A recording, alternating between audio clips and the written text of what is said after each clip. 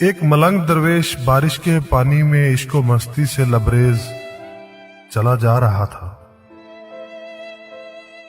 کہ اس درویش نے ایک مٹھائی فروش کو دیکھا جو ایک کڑھائی میں گرما گرم دودھ ابال رہا تھا۔ تو موسم کی مناسبت سے دوسری کڑھائی میں گرما گرم جلیبیاں تیار کر رہا تھا۔ ملنگ کچھ لمحوں کے لیے وہاں رک گیا۔ شاید بھوک کا احساس تھا یا موسم کا اثر تھا۔ ملنگ حلوائی کی بھٹی کو بڑے غور سے دیکھنے لگا۔ ملنگ کچھ کھانا چاہتا تھا، لیکن ملنگ کی جیب ہی نہیں تھی تو پیسے بھلا کیا ہوتے۔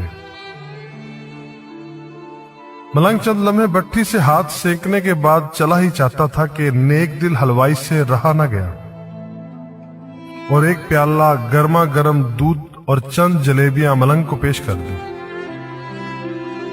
ملنگ نے گرما گرم جلیبیاں گرما گرم دودھ کے ساتھ نوش کی اور پھر ہاتھوں کو اوپر کی جانب اٹھا کر حلوائی کو دعا دیتا ہوا آگے چل دیا۔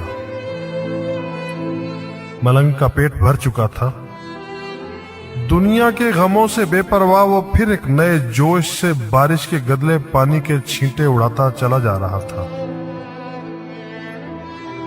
وہ اس بات سے بے خبر تھا ایک نوجوان نو بہاتا جوڑا بھی بارش کے پانی سے بچتا بچاتا اس کے پیچھے چلا آ رہا تھا۔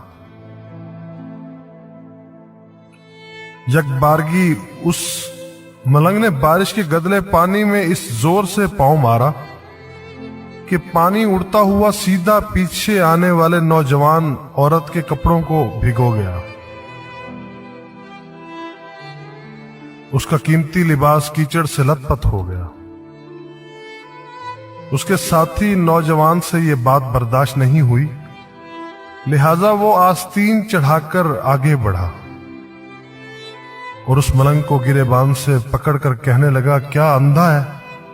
تجھے نظر نہیں آتا؟ تیری حرکت کی وجہ سے میری محبوبہ کے کپڑے گیلے ہو چکے ہیں اور کیچڑ سے بھر چکے ہیں۔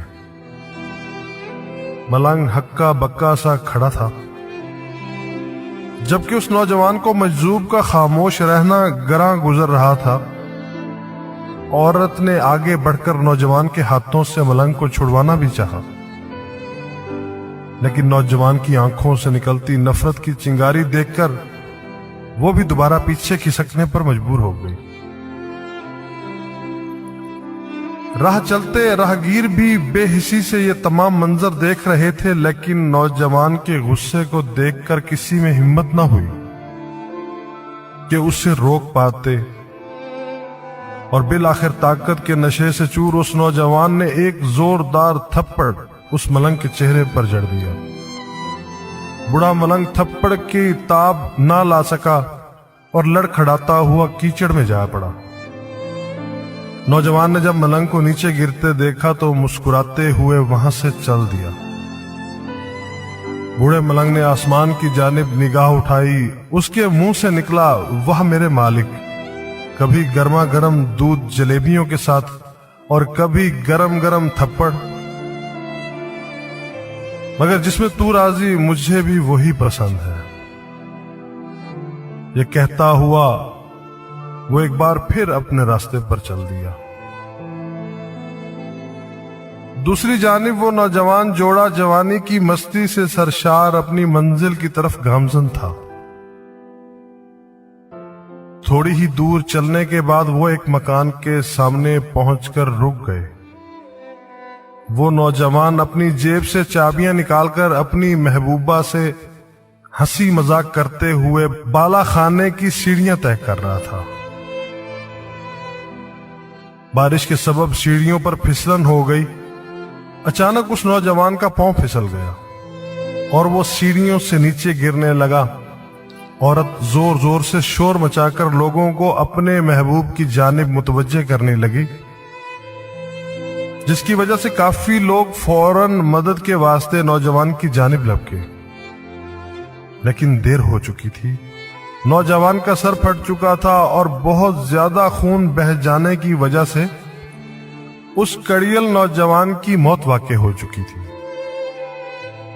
कुछ लोगों ने दूर से आते मलंग को देखा तो आपस में चहमगोइयां होने लगी कि जरूर इस मलंग ने थप्पड़ खाकर नौजवान के लिए बद्दुआ की है, वरना ऐसे कड़ियल नौजवान का सिर्फ सीढ़ियों से गिरकर मर जाना बड़े अचंभे की बात लगती है।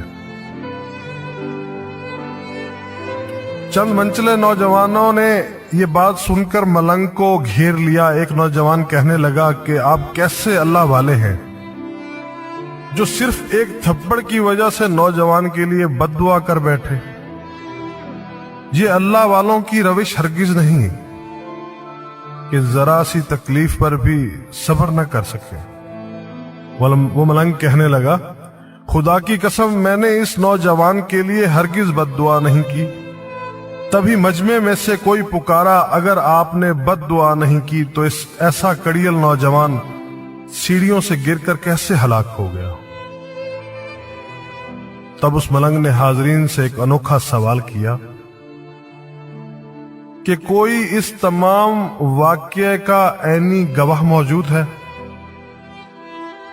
एक नौजवान ने आगे बढ़कर कहा, हां मैं इस तमाम वाक़ये का ऐनी गवाह हूं। मलंग ने अगला सवाल किया, मेरे कदमों से जो कीचड़ उछली थी क्या उसने इस नौजवान के कपड़ों को दागदार किया था? वही नौजवान बोला, नहीं, लेकिन औरत के कपड़े जरूर खराब हुए थे। मलंग ने नौजवान की बाहों को थामते हुए पूछा, फिर इस नौजवान ने मुझे क्यों मारा? नौजवान कहने लगा, क्योंकि वो नौजवान इस औरत का महबूब था और उससे ये बात बर्दाश्त नहीं हुई कि कोई उसके महबूब के कपड़ों को गंदा करे, इसलिए अपनी माशूका की जानिब से इस नौजवान ने आपको मारा।